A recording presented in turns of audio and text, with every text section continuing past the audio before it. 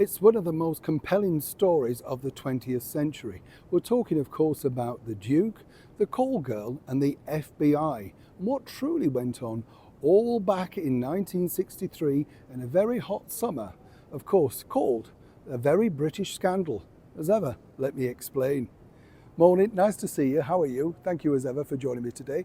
These sort of stories, never stop really fascinating me because, of course, we were not there. Well, maybe many of you were, of course, and you will remember the headlines all about the Profumo scandal. Remember how bad that was for the Conservative Party government at that time. A scandal can ruin so many things. At the heart of this story was a Conservative MP, John Profumo, good looking and of course been an exemplary minister up until that point. He had extra points also because he had been married to and was married to, shall I say, a wonderful British film star of an era of the 1940s and 50s, Valerie Hobson.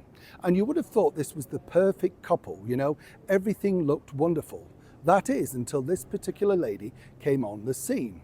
That's right, the infamous Christine Keeler. She'd been a dancer at the, well, shall we say, salacious Murray's Club in the heart of Soho. We told you about it recently on the show. But what was fascinating about this was everybody speculated at the time that apparently the late Duke of Edinburgh, His Royal Highness Prince Philip, had something to do with this particular story. Now, the background to this story was simply this, you see.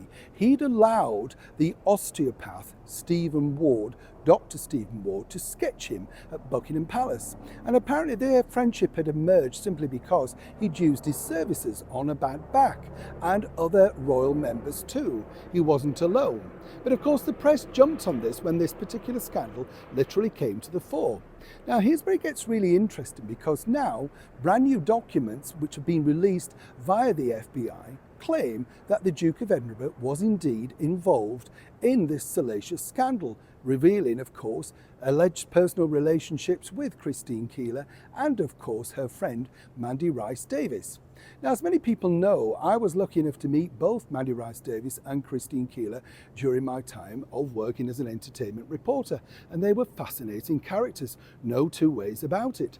What I found fascinating about Christine Keeler herself was she certainly didn't want fame, fortune. She was literally just caught up in the moment. Now, when you look at it, obviously it works very well, doesn't it, to include that royal in the story.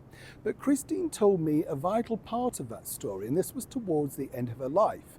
Sadly, we lost Christine at age 75 in 2017, and she made a lot of money, as she pointed out to me herself, literally thanks to this particular scandal. But she'd also said it had ruined her life too. Now, was, of course, the Duke of Edinburgh involved? How deeply was he attached to this particular story? Well, she told me, and I bluntly asked her, and she had nothing, of course, to lose at this point. And I might point out also, we were not paying her for the interview. And she said that actually the attachment was simply put there by rival government parties. And this was because they wanted to smear the government of the time.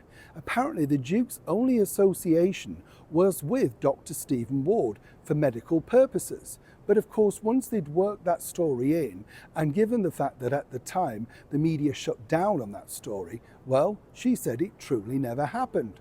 It's a little bit like she said, the things that she was involved with. It's now listed that apparently her former paramour's lovers included the Lothario Hollywood legend Warren Beatty. He's always denied it, alongside another Hollywood hunk, George Peppard. But what she actually told me was this: she'd only ever really met them at sort of events, premieres, parties, that sort of stuff. And the media would take a picture saying, oh, Christine, can we get a picture with X or whatever? And then, of course, they would spin that into this was her latest lover. So you can see how this worked. Now, of course, her cohort in this, of Mandy Rice Davies, absolutely loved and welcomed all the attention that this particular scandal actually ensued. She enjoyed the media, no two ways about it. But the bigger story truly was this, that at that time, of course, in July 1963, no media organisation would dare publish or indeed link the Duke of Edinburgh, His Royal Highness Prince Philip, with such an unsavoury sort of scandal, as it were. But he knew about it, and of course everybody in the media knew about it. But according to Christine Keeler herself, it never happened. You know, she never met him on a one-to-one basis. And more importantly, Stephen Ward only knew him, as I say, through his medical work. Now, it's interesting that the FBI, of course, have basically got this very loose description, but they have no pictures, no audio footage, and no confession from the late Stephen Ward, who sadly took his own life during the trial. Christine said that she was kind of annoyed that that situation had happened because he could have cleared up a lot of the mystery that continued to happen throughout her life as it went on. And she did hold him responsible for holding parts of her life back.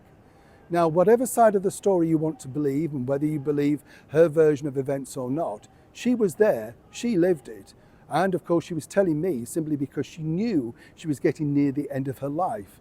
And what more did she have to lose?